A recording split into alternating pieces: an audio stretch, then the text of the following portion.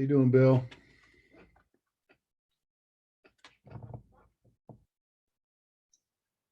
We're doing fine. Sitting here watching the water out there, and it is really churning. Yeah, it's pretty windy, that's Yeah. for sure. Hey, Jody, how are you? Hi, Dan. I'm fine. How are you? Not too bad. We've got some more wind out here too in Enumclaw. Yeah, I bet.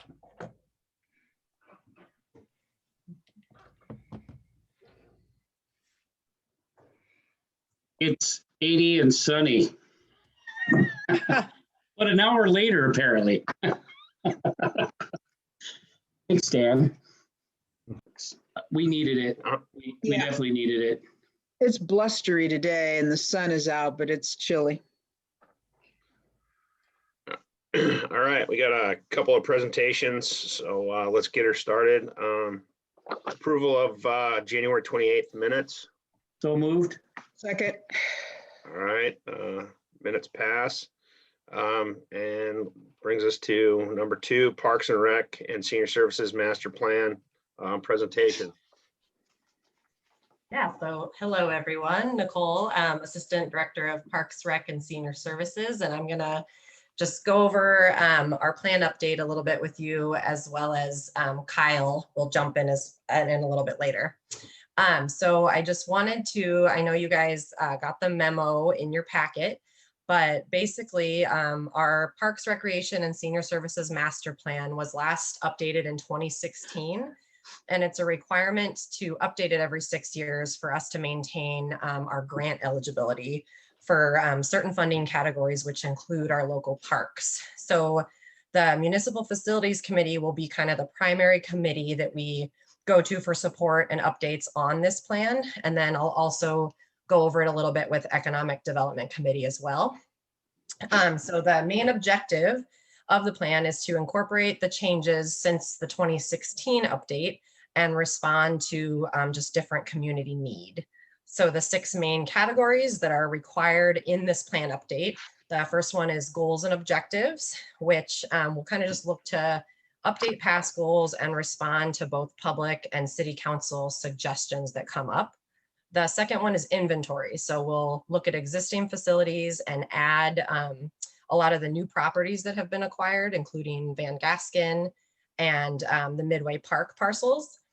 The third kind of bigger piece is public participation, which this category will be a bit different this time around just due to the current pandemic. So we're going to be creative in conducting some online surveys, putting on workshops virtually, potentially utilizing some listening posts and doing other outreach. There's been a lot of kind of good suggestions that we're going to look into. The fourth category is the demand and needs analysis. So this piece sort of balances public demand with our city's capacity. And we plan to review our current demand analysis and focus on responding to kind of our city's changing demographics. One big piece of this is sort of estimating future need. So participation, just an example for you, participation by age group is kind of one key consideration we're looking into, as varying, physical demands in different activities can kind of encourage or discourage participation in sports and activities. Another one is land use. So land use has impacts on recreation, such as, more density will suggest that we need to look for more parks and open space, which we have been doing a pretty good job of in the past. The fifth is the capital improvement program. So we will look to update the CIP to be consistent with our current city adopted CIP. And we'll include, removing completed projects we have done, as well as listing, like I said, the new land acquisition and development. And then finally, plan adoption. We'll need to adopt this plan by the end of this year, so December 31st, and it has to be approved at council level, including all of the criteria I just mentioned, as well as a copy of the ordinance that will indicate that it has been adopted.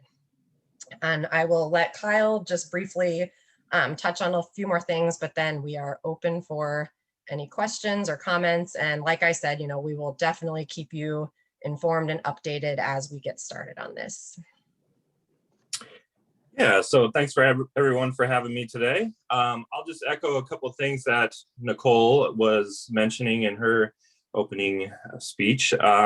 We as Des Moines serve as kind of a melting pot for people who are moving from South Seattle, Tacoma area into this area, greater Des Moines area. And with the continued expansion of Pacific Ridge and the open spaces that we're getting there, we find that this is a great opportunity to kind of develop what we see the future coming, involving the Highline School District and reaching out to the teachers that are in that system. The school district itself is extremely diverse, so we feel like we can incorporate ideas that come from different parts of the city, from Pack Ridge to North Hill to Woodmont, and kind of gather ideas that not only the youth see, but as Nicole mentioned, the differing age groups and user groups that we can kind of incorporate moving forward. So we just feel like this is a great opportunity, and obviously with COVID, we'll have to be a little bit more creative on how we can kind of get input. But I think we're more than ready for the task, and creativity is something that we excel in. So we're excited for it. Councilmember Banks. So Nicole and Kyle, two things. One, I see that, of course, we don't have our rec manager, so it looks like you're looking to hire a consultant to support this, which means you don't have a lot of time. And then the other one is gathering ideas with such a diverse community, the how and when. Not that you may know that right now, but that's going to be of interest to us. Because again, this is February, and you're looking to present this to council prior to December 21st. So if you back that up, I'm not sure how much time you really have. So do you have any ideas in terms of how you're planning to do this? And I mean, looking at what we passed in 2016, you know, we've got quite a few things going on here. Yeah, so I'll just jump in and say, basically, so luckily this is just a plan update, not to say that it's not going to be a lot of work, but we are, due to the fact that we are down a recreation manager, we're planning to do as much as we can in-house, but by bringing on a consultant in whatever capacity that looks like, we will at least have, you know, some assistance with timeline and what they think should be kind of prioritized. And so I don't know currently what kind of order of things we'll be doing. I know the public outreach piece is the biggest that needs to start, you know, as soon as possible. So we wanted to bring it to these two committees and then really get going on bringing a consultant on board and figuring out kind of our timeline and milestones. So are you looking for approval for the consultant and doing surveys with the community? Is that what you're looking for? No, I didn't think so. Well, I jump in there. I mean, I think right now the idea of today's meeting is just to keep you informed and to get any big issues that you might have out on the table. So as we proceed, we make sure we don't miss anything that's important. I think that with COVID and everything, we're going to be probably doing a lot of online outreach. The last time I personally participated in a Parks Rec master plan update, we contacted the teachers and we got the kids to fill out some information. And it might look a little different this time because we did in-house and the teachers were so thrilled, you know, going out to the schools and they're like, yes, take my class for a day. But it'll probably be more either Zoom or written material. But I think, you know, trying to reach some of our young people and also some of our more diverse community, because, you know, different demographic groups, their needs related to Parks and Rec may be different, and maybe soccer is big. And it happened on the last one that I worked on, cricket. I was like, I didn't even know how to play cricket. So, you know, there may be different things that we're missing. And so that's the main thing for you guys tonight, is just to keep you informed and let you know that it's coming, so you're not surprised when you see that information go out on the website. So Susan, how has and how will this COVID situation impact what we know very well kids will want, which is to play and to be in contact with others. Yeah. You know, those are things I want you to make sure you guys keep in the forefront when you're talking to or Zooming or whatever you're doing, because there's only so much, I guess, until this eventually blows over. I don't know, but kids right now are craving contact in sports and being outside. So, Yeah, absolutely. yeah. And I think Louisa, that I'm sorry. Oh, go ahead. Michael. yeah, no, Louisa, if I may. So a couple of points. One, I think it's interesting the nexus you make in terms of, and what Susan's talking about, in terms of diversity of opportunities will appeal to different aspects of our community. And so one thing that we've done that I think is just phenomenally great is completely try to revise the drainage from the field house fields, which are primarily used for soccer, but also enhance the quality of the experience the kids are going to have on that field. The other part of it is an emergency management piece that you're raising.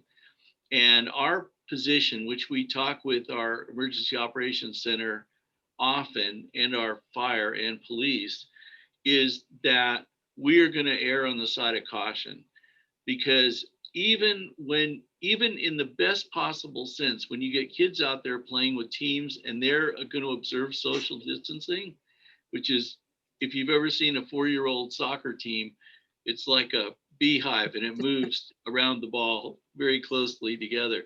But the thing is, there's no assurance we can keep the parents from behaving in the same manner.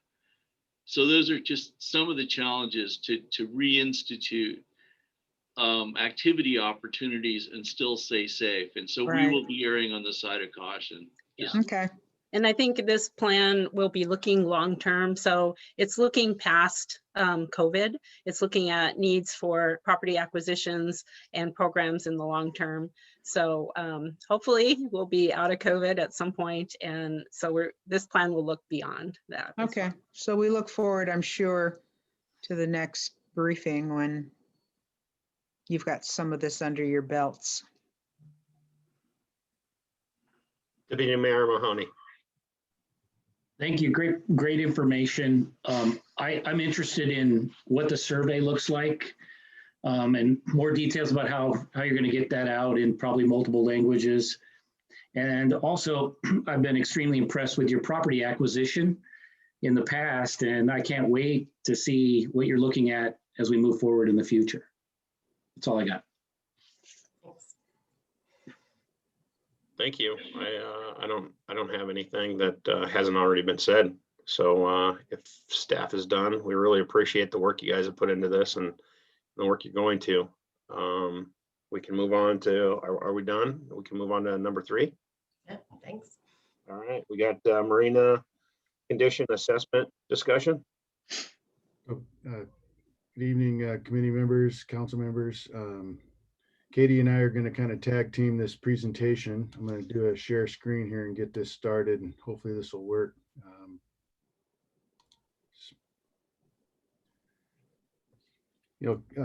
Council members, if you think back, we're coming up almost within a week here. I can't remember the exact date of when we established the declaration of emergency a year ago for COVID. Scott and Katie and I had fully intended to be doing this master plan update last year, but COVID really put a damper on our schedule. But we were able to get a few things done last year, and you'll hear about that tonight in our condition assessment report. But we're ready to move on and get our master plan update complete. And so we want to give you an update of where we're at tonight. So Katie, take it away.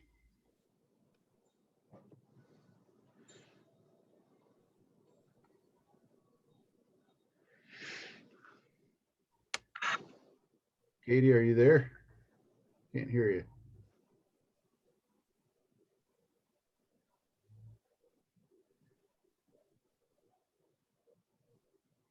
Can you guys hear me? We can hear you.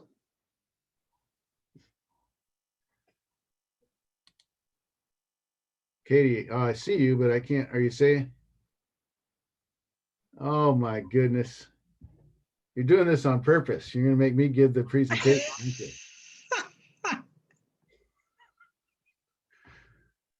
Well, let me start while you work on the microphone here.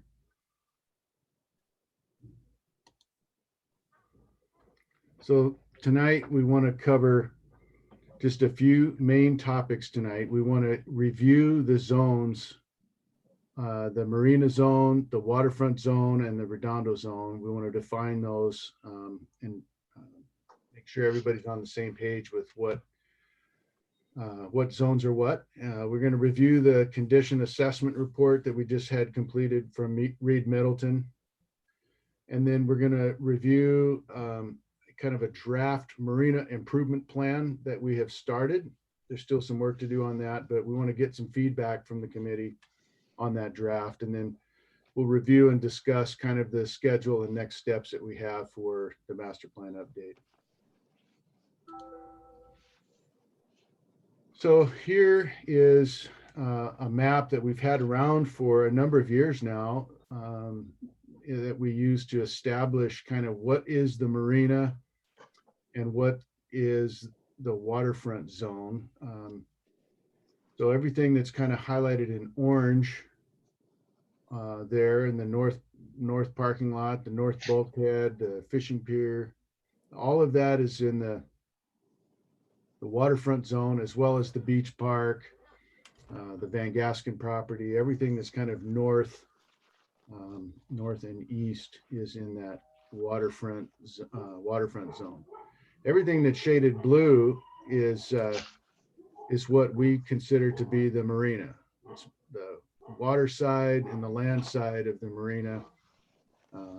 And the Redondo zone, we haven't shown it here. It's pretty self-explanatory. It's everything that's down in Redondo.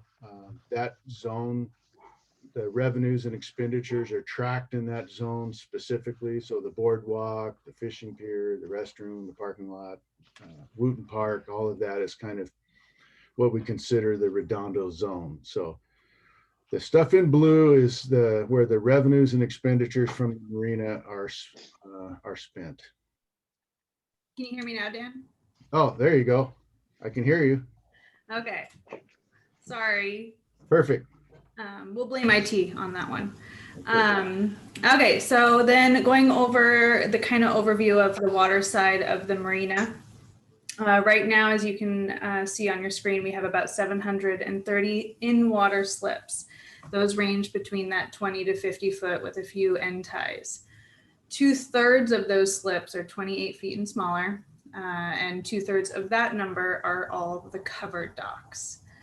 The guest moorage area holds between 38 and 40, depending on the size boat out in that area. We've got our fuel dock and our travel lift. And then, as you can see, several in-water leases. These are in-water leases, generally boat-related leases. So the Ranger Tugs, Ocean Quest, and a new one coming in here soon, hopefully. For the land side, there's about 9 acres of marina floor. For the marina specific, the tenant parking in the south lot is about 300 plus spaces for all of our tenants to park their cars. The marina office and then the roundabout parking is all considered the marina asset. Our dry storage lot, which sits against the bank, where we usually have, right now it holds the farmer's market stuff and all that. Then we have our dry sheds, our sidewalk. We have 2 restrooms that are on the marina side, one in the south lot for the tenants, one right by the office that's used primarily by our guest moorage guests, and then the few land side leases that we have. The main ones being the CSR Boatyard, Quarter Deck, and SR3 Hospital. So while we're starting this year to kind of update the master plan, the work has really been going on for a couple of years on our master plan update. We've been looking at a number of things. It really started with a number of meetings that we had with a number of DMMA board members that are shown. Some are even in this committee meeting tonight. So appreciate you guys joining us. That led us to contract with Mark Bunzel, and he's completed his phase 1 report, which kind of cast a vision, future vision and boating demand that we can expect over the next 20 years. We've had some public outreach. We've had presentations at DMMA meetings. We've had a stakeholder presentation at the senior center. Mark Bunzel is also working on some financial feasibility and some financial analysis on a phase 2 report, and that work is still pending, but we expect that soon. We've also worked with makers. They did some waterfront visioning for us that kind of helped us to look at what we want that promenade to look like, the south end of the marina. Of course, we've been working with Robert Holmes on the marina redevelopment on the land side. We've had a number of community meetings on that and council briefings. We've met on the Argosy ship as well as the yacht club. And we're coordinating those efforts very closely between the land side development and the marina development on the water side. We've been working on a number of passenger-only ferry studies, feasibility study that we contracted with Dietrich RPM.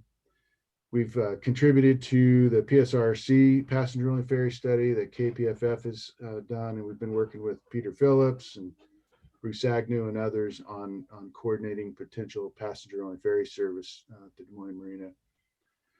Last year, actually it was the year, we did some geotechnical work along the base of the hill. We did some utility locations and got a base map started for that area where we'll do some redevelopment.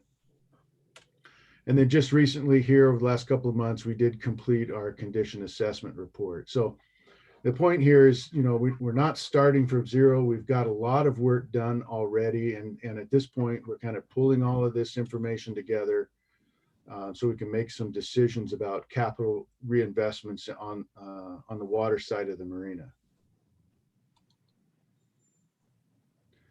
We know that changes are coming to the marina, some out of necessity and some out of opportunity. The marina infrastructure is about 50 years old at this point. Much of it is at or approaching the end of its useful life. So a lot of the existing systems don't meet present day building codes, and the materials aren't very environmentally friendly. The in-water storage configuration is also not conducive to the market demand that exists today, and that needs to change because the market demand is changing in the future as well. So there's too many small slips and too few large slips. That's what we have discovered as part of our work.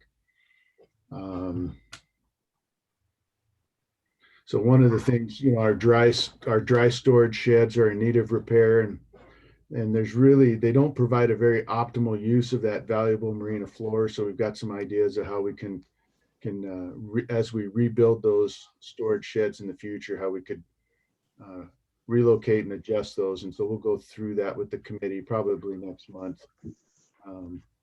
Our covered moorage system is in poor condition with failing timber supports. And some of these are okay, but with a really heavy snow load, they just wouldn't hold up. So I know Scott and Katie and the team down there have been really proactive at getting snow off of those roofs when we do get snow down there. Hey, Dan, I have a really quick question. I don't necessarily know if it's something that we can talk about today, but those storage units that are down there that people very rarely put boats in, they put a lot of other stuff in them. Have we ever thought about using those or doing something similar and this might be the master plan, where you can have them for crafters or someone selling their wares during, all year round or the farmer's market? Yeah, that's a great idea, Councilmember Banks. We have looked at that. We've done some of the work with Robert Holmes, and some of the renderings that he worked on for that space included exactly what you're talking about. And so probably next month, we'll be able to bring you some updated visioning that we have for that space. So look forward to that here soon as we Cool. build that space. So Thank you, thank you. So for the condition assessment report that we had done, or we had Reed Middleton do, you guys got a lot of these excerpts in your packet, and we're just going to do a little overview. We intend to get that report on our website. We're going to try to create a page dedicated to the master planning, and that so that all the information in one location for people to get to. An overview of that is these are the categories that they kind of rated all the docks when they did their walkthrough. You know, a lot of the stuff that we had, much of the infrastructure fell between the fair to poor categories. And as you can see, poor, while it's not worse, it's not critical, it's not the worst one that it could be, it is showing advanced deterioration. And has a moderate urgency status, which is not good and needs to be addressed. The next slide will kind of give an overview of the docks and all of that. So A through D docks are the ones down by Anthony's. They're in probably the best condition. They range in the good and fair on the different categories. However, E through N, which is pretty much all the covered docks with a few uncovered out at the ends, were definitely in the poor. The timber system, float system, and the covered moorage systems both were rated at poor. That affects over 400 slips. And when you think of us being a 730 slip marina, over 50% of our slips are in this poor condition. The concrete floats, timber pilings, and utilities were, you know, they were fair, but yeah, so that's pretty much.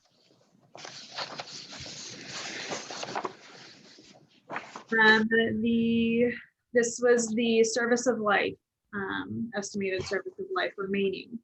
So when you think of the marina being 50 plus years old, and you see these numbers where they only have 10 years at best left, you can see that that's not a lot remaining. It clearly identifies M&N dock, which is closest to the office, as being probably needing to get done the soonest. It's a 10-year scenario, and then all the other docks pretty much follow that right after.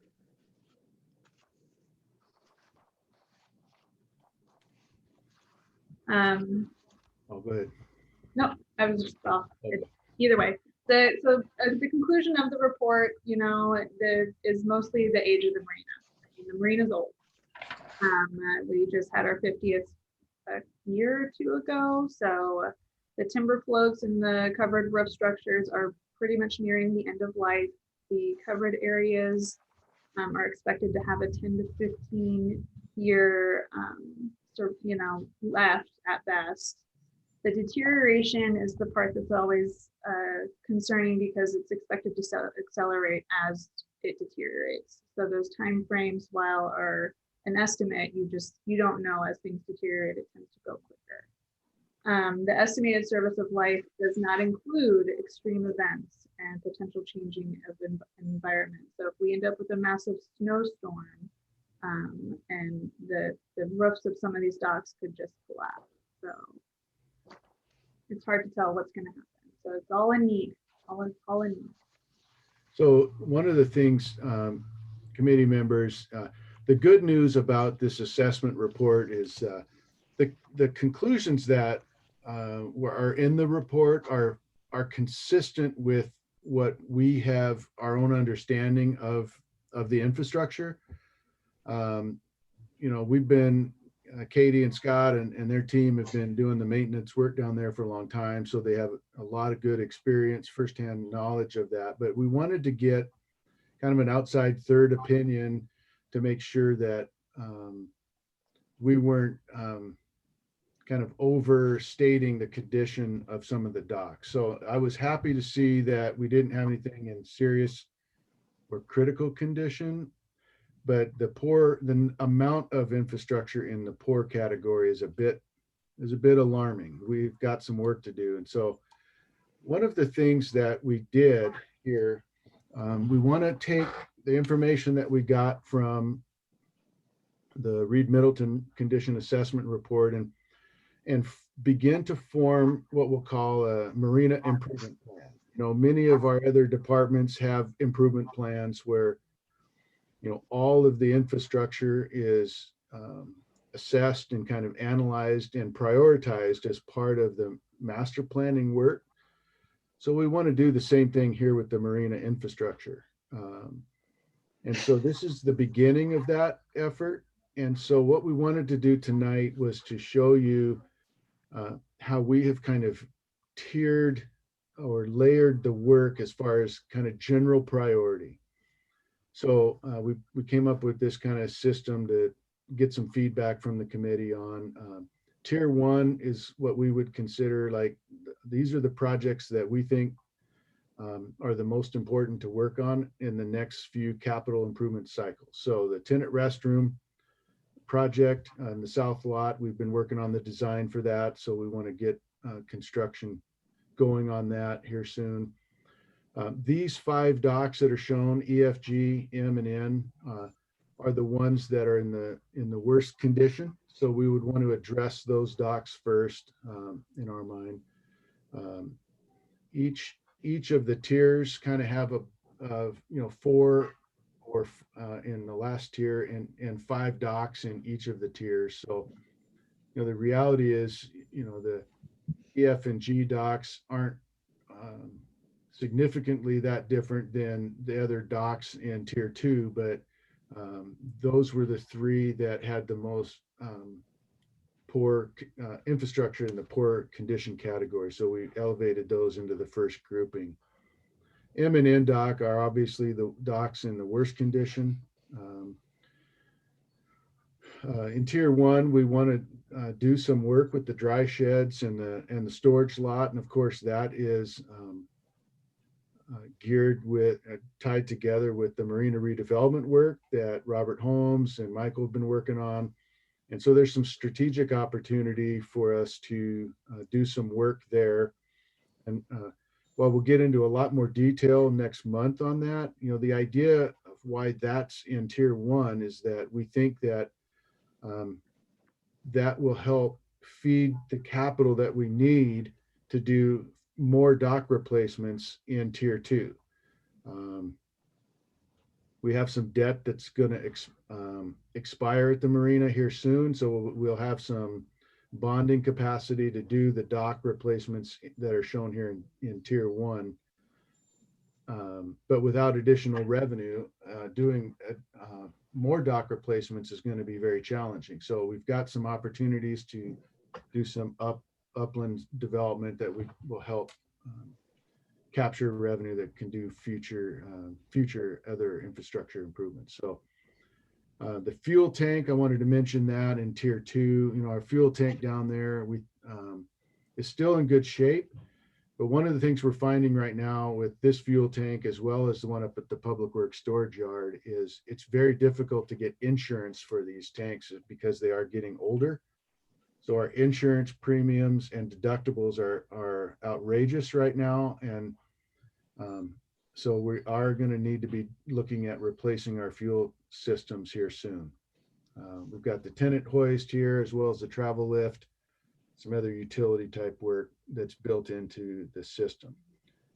So I'm going to come back to this slide in a minute here, but to give you an idea of these first 5 docks, E, F, G, M, and N, here you can see the marina docks, and M and N dock are right there by the harbor master office and closest to guest moorage.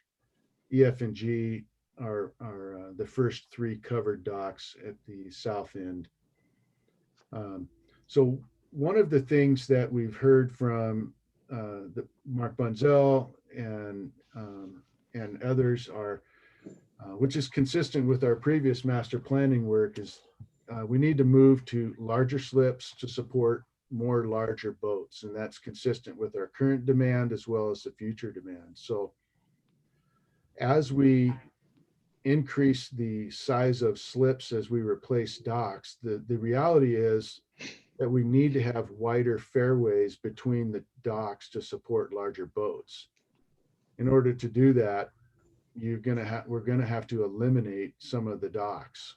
And so the reality here is that while we have 5 docks in the first 5 years, we may not be building all 5 docks. We may only be doing 3 or 4 of those docks and readjusting the other docks that remain in order to support larger vessels between the dock systems. So let's see, I'm checking my time here. Hey, Dan, Yes, what's the cost of replacing the fuel tank? I don't even want to hazard a guess right now. We're looking at that probably within the next 1 or 2 months. I'll have some more information for you. I know Scott Romano and Brandon are working on getting some estimates for that right now. I just have no idea. Okay, thanks. Okay. Let me just briefly go over the schedule, and then we'll come back to these draft improvement plan, and I'd like some feedback from the committee on that. So just really quickly, you know, our schedule for this year is laid out. It's in the packet as well. Over the next couple of months, we'll be doing kind of wrapping up some of the condition assessment stuff and revising the scope of our draft improvement plan and putting some more kind of building that to look more like some of the other improvement plans that other departments have, getting some better detail on costs as well as the scope of some of these improvements. Over the next couple of months, we're going to be bringing policy related questions to the committee to get feedback from you on things that have been, some of these are issues that have been proposed by Mark Bunzel that we need some feedback from the committee as well as the council, because it will help shape the scope and the timing of some of the improvements, or whether we do some of the things that have been proposed at all. So we'll be getting into that with the committee in more detail here in the next couple of months.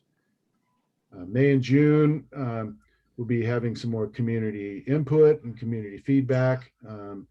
We're hoping to have a draft of our master plan in that late June, early July timeframe that we'll be able to get some feedback and comments on from the public as well as the committee and council.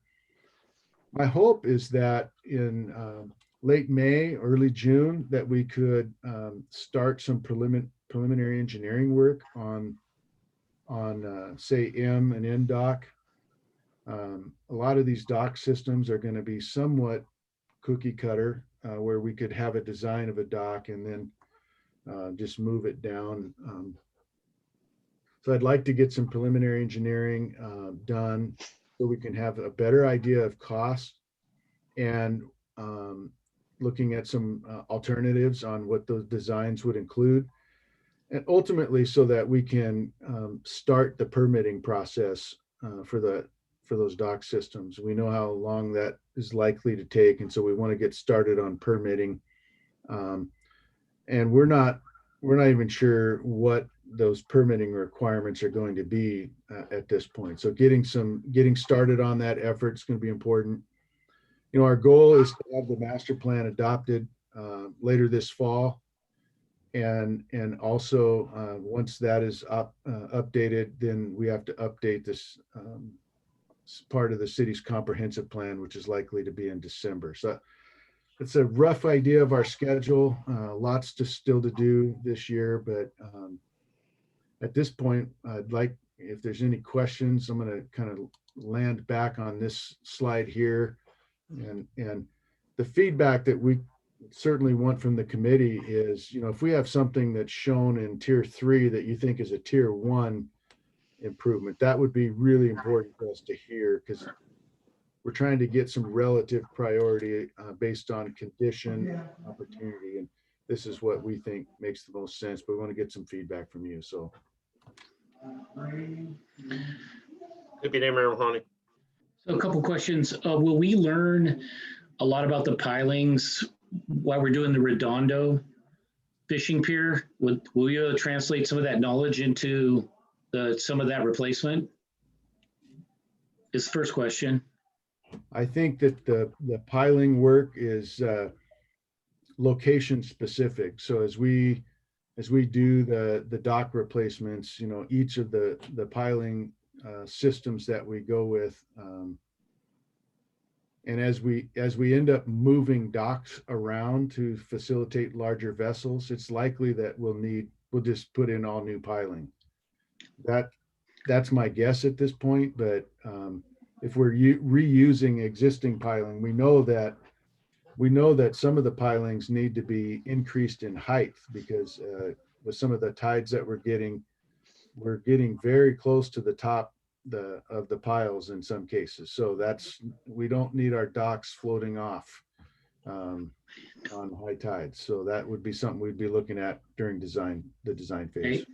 And then one more question, just because they happen to be attending as well, can you talk a little bit more about how you're going to use the Des Moines Marine Association in this discussion? I know obviously the public, but particularly they've been a great partner representing, you know, the mortgage renters, or some, for lack of a better word. Can you talk about that just a little bit? Well, it's my hope that they will, you know, if they will invite us, we'll be happy to come and give updates to that group as frequently as we can. And we really appreciate the input that we get from that group. So that would be our intent. So, Michael, you're on mute. Yeah, there's a couple of things I just wanted to mention.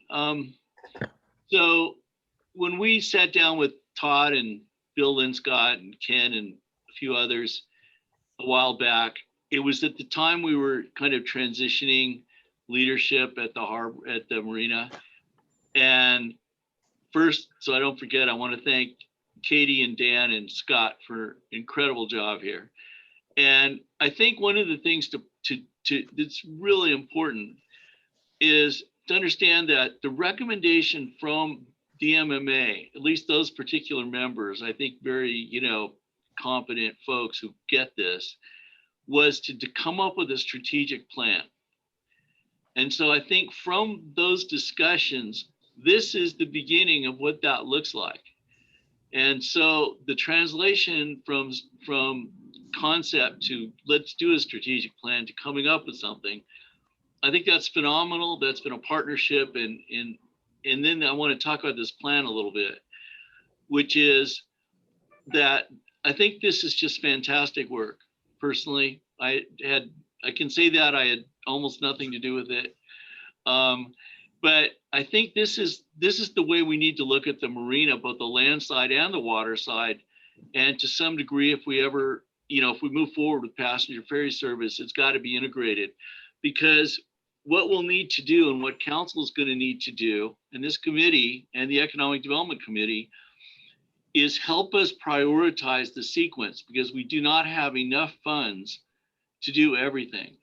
So the question is going to be, and there'll be some logical aspects. We can get efficiencies out of our engineering and design and the actual construction, but we're going to need your help taking a look at this. I want to do exactly the same model for the land side, and then look at how those can be integrated or how they work together, and what on the land side would help feed, you know, we have like a travel lift in tier 3. Well, maybe a 50-ton travel lift in tier 1 is going to generate more revenue depending on boat builders and others. So we need to look at that. But then if you do that travel lift, you're also looking at some infrastructure improvements that have to happen to accommodate it. But nonetheless, those are the kind of wonderful questions that, and I say this positively, you know, council can help sort these out for us. But I think this presentation, and correct me if I'm wrong, but I think this is just phenomenal work and really lays out what the options are pretty clearly. Thanks. Councilmember Banks. I agree, Michael. I think it's really good information. I know there's a lot we've been talking about over the years. Two questions I have. One is, what's the difference between utilities and the electrical system upgrade? That's number one, because one's in tier 3, one's in tier 1. To me, they sort of come together at some point. And then the second one is, I see on our B2 section here that there is the parking system under assets under the waterfront zone, but I don't see that anywhere in here as a, and maybe it's not important at this particular point in time, but I certainly know it's a pain in the ass. So maybe you could kind of give us a little bit more information on that. Well, I'll take the parking system piece, that's something we're still working on. We have not included it here. While there's a marina component to that because of the tenant side of the lot, that would be integrated as well with the waterfront zone on the north part of the lot there. So I know Scott and Katie have been working on getting some different options lined up. And so we hope to have some updates on the parking equipment soon. But yeah, you're right. That's another asset that would need to be included as part of an improvement plan. So Katie, can you just briefly, I know we're running out of time, but can you, describe the distinction between the electrical upgrade and utilities? Yeah, so the electrical upgrade is more towards the electricity along the docks that line those docks. It's all old and it's in a very old seawall. And it notes that the South Park lighting would coincide with that because it's just that side of the marina has not been updated in some time when it comes to the electricity.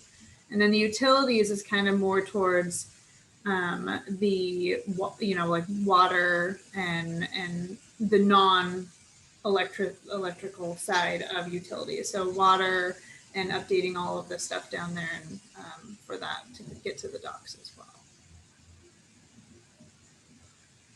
Does that? Okay. Well, we can talk a little more offline on that. I don't want to beleaguer it right now. Sure.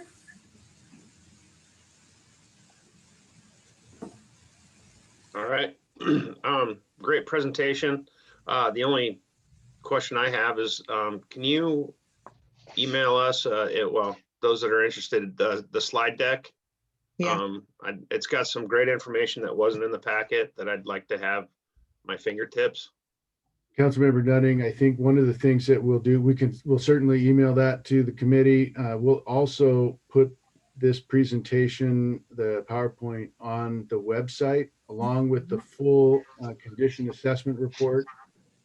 We're going to develop a Marina Master Plan webpage on the Marina's site where we'll have all the documents that people can go and look at and review and provide comments as we go. And so these will be loaded up there hopefully tomorrow.